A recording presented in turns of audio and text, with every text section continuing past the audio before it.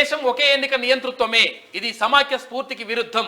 రామ్నాథ్ కోవింద్ కమిటీకి TMC chief Mamata Banerjee లేఖ ఇచ్చింది. అయితే ఇక్కడ జమిలీ ఎన్నికలు నిర్వహించాలి, ఒకే దేశంలో ఒకేసారి ఎన్నికలు నిర్వహించాలని చెప్పేసి కేంద్ర ప్రభుత్వం భావిస్తూ ఉంది. ఈ నేపథ్యంలో మాజీ రాష్ట్రపతి రామ్నాథ్ కోవింద్ నేతృత్వంలో ఒక కమిటీని వేసింది. కమిటీ చేసి అసలు నిజంగా జమిలీ ఎన్నికల వల్ల నష్టాలు ఏమున్నాయి, తర్వాత లాభాలు ఏమున్నాయి అని చెప్పేసి ఒక కమిటీని వేసింది.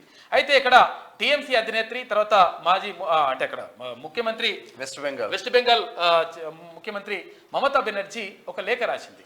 జమిలీ ఎన్నికల వల్ల అంటే ఎన్నికలు ఒకేసారి నిర్వహించడం వల్ల నష్టం జరుగుతుంది అని చెప్పేసి ఆమె చెప్తా ఉంది. అయితే కేంద్ర ప్రభుత్వం చెప్తున్నటువంటి వాదన ఏంటంటే ఒక్కొక్కసారి ఇట్లా ఎన్నికలు జరపడం వల్ల ప్రజాధనం వృధా అయిపోతుంది, అభివృద్ధికి ఆటంకంగా మారుతుంది, తర్వాత టైం అంతా వేస్ట్ అయిపోతుందని చెప్పేసి వాళ్ళు చెప్తా ఉన్నారు. కాకపోతే ఏంటంటే మమతా బెనర్జీ గారు ఎట్టి పరిస్థితుల్లో ఒక్కసారి పెట్టడానికి వీల్లేదని చెప్పేసి వాళ్ళు చెప్తా ఉన్నారు. అయితే ఇందులో కూడా ఒక లాజిక్ ఉంది.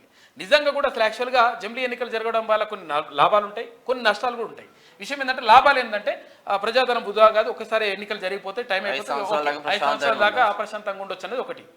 అయితే అప్పుడప్పుడు ఎలక్షన్స్ ఉంటే కూడా మంచిదే, అంటే ఒక రకమైన భయం ఉంటుంది. మజా వచ్చడం కాదు, ఎందుకంటే ఈ 5 సంవత్సరాల వరకు నన్ను ఏమి చేయలేదు. ఇప్పుడు ఒకవేళ ఆర్టీఆర్ ఉంటే ప్రాబ్లం ఏం లేకుండే, రైట్ టు రీకాల్ ఉంటే ప్రాబ్లం ఏం లేకుండే, అది లేదు కాబట్టి 5 ఏళ్ల దాకా నన్ను ఏం చేయలేరు అనేటువంటి ఉద్దేశంతో ఒకవేళ నాయకులు ఉంటే ప్రజలకు నష్టం జరుగుతుంది. కాబట్టి అప్పుడప్పుడు మధ్యలో అదొకటి ఎన్నికలు వచ్చినాయి అనుకో, అరే ఈ ఎన్నికకు గెలవాలని చెప్పేసి కొంచెం మంచి పనులు చేస్తుంటారు, ఈ ఎన్నిక గెలవాలని చెప్పి మంచి పనులు చేస్తూ ఉంటారు. దీని ద్వారా ప్రజలకు మంచి జరిగే అవకాశం ఉందని చెప్పేసి ఒక వాదన ఉంది. కాబట్టి రెండింటిపైన ఒకవేళ చర్చలు అయితే ప్రాంతీయ పార్టీలు అయితే వ్యతిరేకిస్తా ఉన్నాయి, జాతీయ పార్టీలు అయితే ముందుకెళ్లే ఛాన్స్ కూడా కనిపిస్తా ఉన్నది ఇక్కడ.